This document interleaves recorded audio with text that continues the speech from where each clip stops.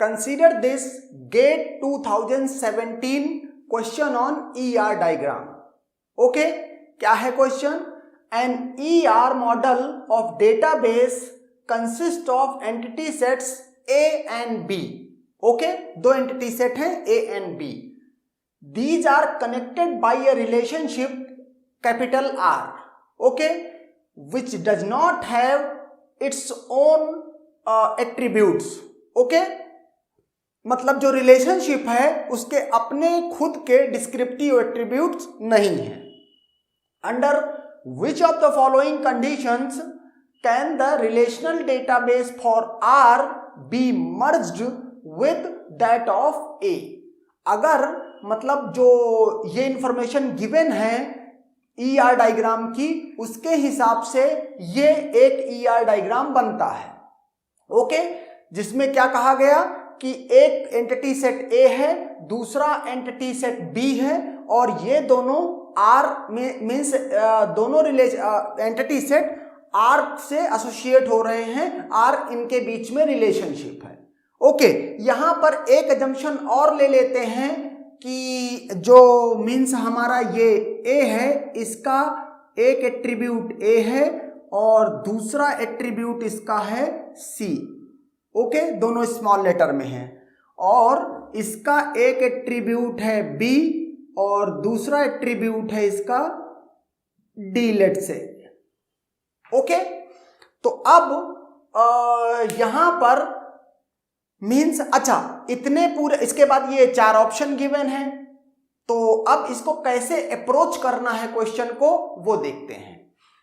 इस क्वेश्चन में entity sets A और बी गिवन है, ये इंफॉर्मेशन दी गई है, लेकिन ये कहीं पर इंफॉर्मेशन नहीं है कि जो एंटिटी सेट ए है या एंटिटी सेट बी है वो स्ट्रांग है कि वीक है.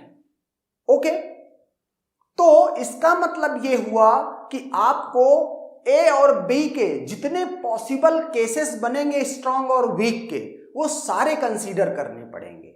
ओके, तो मैंने क्या किया, यहां पर अगर आप ध्यान दें तो एक मीन्स अगर ऑप्शन के हिसाब से मैं देखूं तो एक 1 to many रिलेशनशिप का जिक्र है ए और बी ऑप्शन में, और सी और डी ऑप्शन में है many to one रिलेशनशिप का जिक्र. ओके, इसके बाद टोटल पार्टिसिपेशन और पार्शियल पार्टिसिपेशन है, तो मैं ये सारे केस लूंगा. ओके, तो मैंने क्या किया, अगर ए और बी एंटिटी सेट हैं तो मैंने इनके कॉम्बिनेशन स्ट्रॉन्ग वीक के बना दिए. सबसे पहले स्ट्रॉन्ग स्ट्रॉन्ग, ओके ये बना दिया, स्ट्रॉन्ग वीक ये बना दिया, इसके बाद वीक स्ट्रॉन्ग ये बना दिया. ओके, और इनके बीच में मैपिंग क्या रखी मैंने, 1 to m. ओके, अगर यहां लिखना चाहते हैं आप तो यहां भी हम लिख सकते हैं, ये एरो लगा देता हूं इधर, इसका मतलब 1, और जिधर एरो नहीं है उसका मतलब मेनी. ओके, तो ये रिलेशनशिप मैंने कर दी. अब अगर यहां पर आप देखें तो ये इसके 3 ही केस बन सकते हैं, वीक टू वीक, ये ए भी वीक एंटिटी सेट हो, बी भी वीक एंटिटी सेट हो, ऐसा ईआर डायग्राम पॉसिबल नहीं है. ओके, क्योंकि दोनों वीक अगर एंटिटी सेट होंगे तो फिर टपल्स को आइडेंटिफाई कैसे किया जाएगा, वो वैसे मैं वीक एंटिटी सेट का कॉन्सेप्ट ऑलरेडी पढ़ा चुका हूं. ओके, तो अब यहां पर अगर देखें, मैंने 3 केस ये इसके लिए हैं, 1 to many रिलेशनशिप है, और इनिशियली मैंने क्या किया, टोटल पार्टिसिपेशन. अच्छा, मुझे इस आर को ए में मर्ज करना है. ओके, जब इस ईआर डायग्राम को टेबुलर फॉर्म में कन्वर्ट किया जाएगा, जैसा कि क्वेश्चन गिवन है, तो कहता है आर किस में मर्ज होना चाहिए, जो ए की टेबल हो उसमें मर्ज हो जाना चाहिए. ओके, तो कहता है कि इनमें से कौन से केस में मर्जिंग पॉसिबल है. अच्छा, तो अब क्या करते हैं, मैंने कहा ए साइड में क्या कहता है, R is 1 to many and participation of A in R is total. तो मैंने ये टोटल कर दिया, यहां इसको भी टोटल कर दिया, यहां इसको भी टोटल कर दिया. ओके, अब देखते हैं इस इतनी कंडीशन को सेटिस्फाई करते हुए, लेट की ए में 3 एंटिटीज हैं और बी में मैंने 5 एंटिटीज ली हैं, कंसीडर कर रहा हूं ये केस. ओके, तो वन टू मेनी मैपिंग का केस क्या होता है, ये होता है अगर ये 1 to 1 M मैपिंग है तो कहता है एक एंटिटी सेट ए की एक entity can associate with many entities of B, okay, and one entity of entity set B can associate to at most one entity of entity set A. अच्छा, तो अब यहां से अच्छा इस साइड में टोटल पार्टिसिपेशन है, इसका मतलब अगर आप यहां से देखो तो कार्डिनलिटी क्या है, 1 है और मैक्सिमम 2 है, ये पर्टिकुलर इंस्टांस के लिए। अदरवाइज तो ये 2 की जगह पर M आता, क्योंकि 1 to M मैपिंग है। तो ये पर्टिकुलर एग्जांपल मैंने लिया, इसमें तो 2 आ रही है मैक्सिमम, नहीं तो M भी हो सकती थी। वैसे हमको मिनिमम कार्डिनलिटी से मतलब है, मिनिमम कार्डिनलिटी 1 है। इसका मतलब ये हुआ जब मिनिमम कार्डिनलिटी 1 होती है, इसका मतलब A और R के बीच में टोटल पार्टिसिपेशन है। इधर पार्शियल पार्टिसिपेशन है, इसीलिए मैंने एक एंटिटी छोड़ दी है, ओके, वो किसी मीन्स रिलेशनशिप में पार्टिसिपेट नहीं कर रही है। अब रिलेशनशिप में ये 4 टपल आ रहे हैं, इसका मतलब A में 3 टपल हैं और रिलेशनशिप में 4 टपल हैं। अब देखो मर्जिंग कर रहा हूं मैं, ओके, इसके रिस्पेक्टिव एक ही जो टेबल थी उसमें मैंने ये चूंकि A को मैंने स्ट्रॉन्ग कहा है तो यहां मैंने ये भी अज्यूम किया है कि A क्या है, प्राइमरी की है, और इसका जो दूसरा एट्रीब्यूट C है वो नॉर्मल एट्रीब्यूट है, उसकी वैल्यू डुप्लीकेट भी है तो कोई फर्क नहीं, लेकिन A की वैल्यूज ना डुप्लीकेट हो सकती हैं और ना ही नल हो सकती हैं, ओके। तो मैंने क्या कहा, A1 B1 A1 B2 A1 B1 A1 B2 A2 B3 A2 B3 A3 B4 A3 B4, okay. अब अगर आप देखो तो A में जो मेरी टेबल थी A की, उसमें 3 ही वैल्यूज थी, A1 A2 और A3, 3 ही डिस्टिंक्ट एंटिटीज थी। अभी भी देखो A में 3 ही डिस्टिंक्ट हैं, A1 A2 A3, ओके। अब जब मैंने क्या किया, अच्छा एक बात और समझना, जब R को कह रहे हैं आप A में मर्ज कर रहे हैं, इसका मतलब है कि इस जो दूसरे साइड की एंटिटी सेट है उसका की एट्रीब्यूट जो प्राइमरी की है उसको इसके साथ मर्ज करना पड़ेगा, ओके। और इस टेबल में जैसे इसका वहां पर देखिए आप क्या था कि यहां पर इसका क्या था, मीन्स जो सॉरी प्राइमरी की थी वो B थी, अगर ये स्ट्रांग है तो, ओके, अगर वो स्ट्रांग है तो B थी उसकी प्राइमरी की, और B को मैंने यहां ले आया हूं, यहां ये किसकी तरह काम कर रही है, ये फॉरेन की तरह काम कर रही है। C तो मैंने इसी का एट्रीब्यूट रखा है, ओके, C इसका एट्रीब्यूट है, A इसका हो गया, और फॉरेन की तरह B को मैं इधर ले आया। तो अब इसी से A और B से ही रिलेशनशिप आप लोग को देखने को मिलेगी, तो वो मैंने दिखा दिया है आपको। अब देखो A1 B1 A1 B2 A2 B3 A3 B4, okay. अगर सिर्फ A को प्राइमरी की कह रहा हूं तो पॉसिबल नहीं है ये मर्जिंग। अगर A और B दोनों को टुगेदर कह दूं कि ये प्राइमरी की है तो सारी वैल्यूज यूनिक आ रही हैं, ओके। इसका मतलब प्राइमरी की इसकी क्या हो जाएगी, A और B दोनों मिल करके। जब भी कभी कहता है किसी सवाल में कि कहता है इसको इस तरह से मर्ज कर दो, तो आपको क्या करना है, सिंपली इसका जो भी मीन्स ए टेबल के जो भी एट्रीब्यूट थे और उनके रिस्पेक्टिव जो भी वैल्यूज थी वो रहेंगी, दूसरे साइड की टेबल का प्राइमरी की इसके साथ यूज किया जाएगा एज ए फॉरेन की, ओके, और रिलेशनशिप आप दिखा सकते हो। इसके बाद हर टपल में देखो कि प्राइमरी की मीन्स उस टेबल की बन सकती है कि नहीं बन सकती। अगर प्राइमरी की बन सकती है इसका मतलब मर्जिंग पॉसिबल है। तो यहां पर चूंकि ये प्राइमरी की है तो मैं क्या कंक्लूड करूंगा कि ये मर्जिंग पॉसिबल है, ओके। और चूंकि मर्जिंग पॉसिबल है तो इसका मतलब ये जब मैं टोटल का केस ले रहा हूं, मैं T लिखा है मैंने टोटल को और पार्शियल पार्टिसिपेशन को P लिखा है, तो टोटल के केस में ये चूंकि प्राइमरी की बन रही है इसका मतलब R को A में मर्ज किया जा सकता है, ओके। अच्छा, अगर इसी में मैं क्या कहूं कि पार्शियल पार्टिसिपेशन की बात कहूं, ले अगर मैं पार्शियल पार्टिसिपेशन की बात कह रहा हूं, इसका मतलब A1 A2 A3 में कम से कम एक एंटिटी ऐसी है जो रिलेशनशिप R में पार्टिसिपेट नहीं कर रही है। लेट की मैंने कहा A3 पार्टिसिपेट नहीं कर रही है, तो आपने कहा हो कि A3 पार्टिसिपेट नहीं कर रही है। इसका मतलब A3 के रिस्पेक्टिव जो ये B4, जो ये आपने यहां पर लिख रखा B4, ये नहीं है। तो इसकी जगह पे क्या है आपको रखना, चूंकि एक ही टेबल में R को मर्ज कर रहे हो तो A की जितनी भी वैल्यूज हैं 1 A2 A3 वो तो रहेंगी ही रहेंगी। तो आप इसकी जगह पे क्या रखोगे, B4 की जगह पे नल रखोगे। ओके, जैसे ही आप नल रखोगे A और B दोनों अब प्राइमरी की नहीं बन सकती हैं। पहले आपने क्या कहा था कि जब टोटल पार्टिसिपेशन था तो A and B together can form a primary key of this table, but if you are saying that there is a partial means participation between A and R, then it means कि A and B even together can't make its own primary key and therefore ये merging possible नहीं है। partial participation के case में merging possible नहीं है। दूसरा case देखते हैं strong और weak का। अगर ये weak है, एट्रीब्यूट ऐसे ही है, ओके ये स्ट्रांग है तो मैंने कहा इसमें प्राइमरी की होगी। लेट ए एट्रीब्यूट था, ए को ही मैं प्राइमरी की कह रहा था। एक एट्रीब्यूट इसमें सी भी था जो नॉर्मल एट्रीब्यूट था, ओके। और इसमें एक एट्रीब्यूट है लेट क्या बी, जिसको मैं डिस्क्रिमिनेटर या पार्शियल की बोल रहा हूं, ओके। तो अगर ये पार्शियल है तो इसका मतलब ये प्राइमरी की नहीं है तो इसकी वैल्यूज रिपीट भी कर सकती। अच्छा, यहां पर ध्यान देना, एंटिटी है 1 2 3 4 5, ओके। और बी के रिस्पेक्टिव मैंने ये वैल्यूज लिख रखी हैं B1 B1 B2 B3 B4, okay.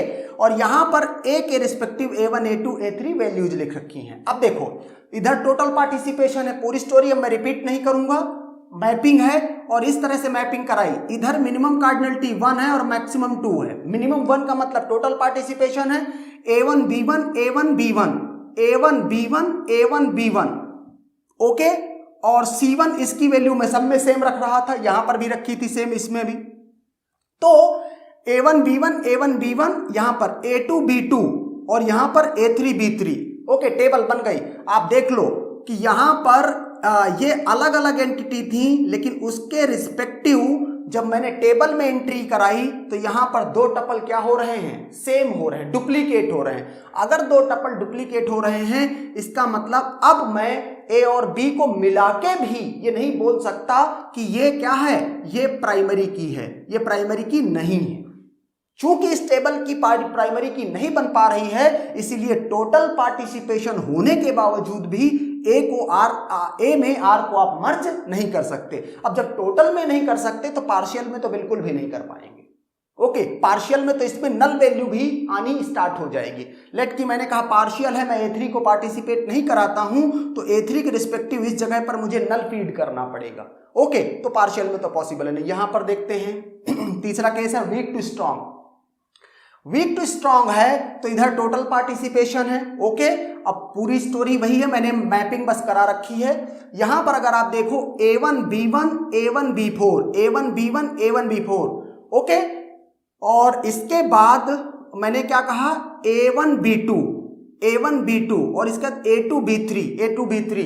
अगर आप यहां पर देखो तो A और B दोनों को एक साथ अगर ले लेते हो तो इसकी प्राइमरी की बन जाती है A1 B1 A1 B4 A1, मतलब ये जो वैल्यूज हैं ये सारी की सारी क्या हैं, यूनिक वैल्यूज हैं, ओके। चूंकि A and B together can form the primary की एंड देयरफॉर अगर टोटल पार्टिसिपेशन है तो ये मर्जिंग पॉसिबल है। टेबल बन गई, रिलेशनशिप के सारे टपल्स आ रहे हैं इसमें, ओके। इसकी प्राइमरी की भी है, इसका मतलब मर्जिंग पॉसिबल है। तो टोटल के केस में मर्जिंग पॉसिबल है, लेकिन पार्शियल के केस में मर्जिंग पॉसिबल नहीं है। क्यों नहीं है? क्योंकि सपोज करो A2 पार्टिसिपेट नहीं कर रहा रिलेशनशिप में, इसका मतलब A2 B3 के रिस्पेक्टिव जो टपल है वो A2 तो रहेगा, क्योंकि A साइड में आप मर्ज कर रहे हो, A टेबल के अंदर में मर्ज कर रहे हो, लेकिन ये B3 नहीं रहेगा। इसकी जगह क्या रहेगा? इसकी जगह नल रहेगा। और जैसे ही नल ये होगा A और B टुगेदर प्राइमरी की नहीं हो सकते हैं, ओके।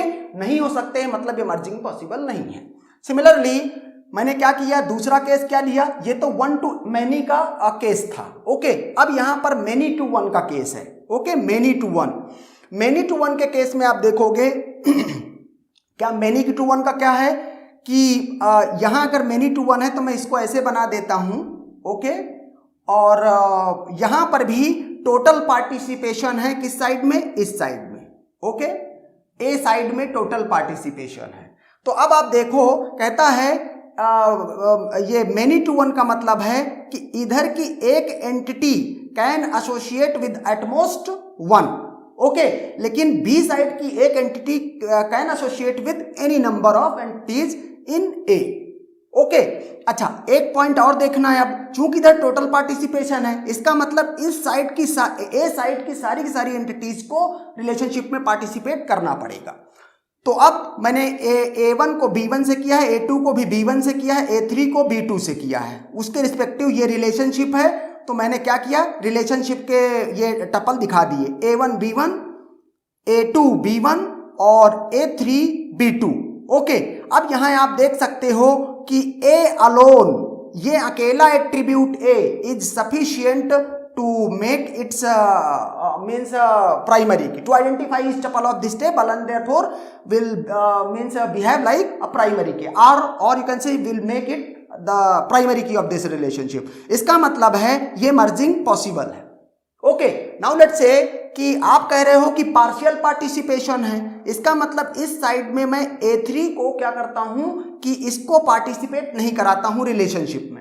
अगर A3 को पार्टिसिपेट नहीं कराओगे तो ये B2 और ये B2 मीन्स इस जगह पर वैल्यू क्या आएगी, नल आएगी, लेकिन नल आने के बावजूद भी कोई इशू नहीं है। क्यों? क्योंकि A alone is sufficient to identify each tuple uniquely and therefore जब पार्शियल पार्टिसिपेशन है तो भी आप मर्जिंग कर सकते हैं, okay. Now come to this one, यहां पर क्या किया हमने, स्ट्रांग और वीक का केस रखा है, और स्ट्रांग और वीक के केस में क्या कहते हैं हम कि यहां पर मैंने वीक में जब वीक एंटिटी है, चूंकि इसकी वीक की अपनी प्राइमरी की नहीं होगी, अब चूंकि वीक की अपनी प्राइमरी की नहीं होगी तो मैंने क्या किया, B1 इसकी दो वैल्यूज सेम ले ली, ओके।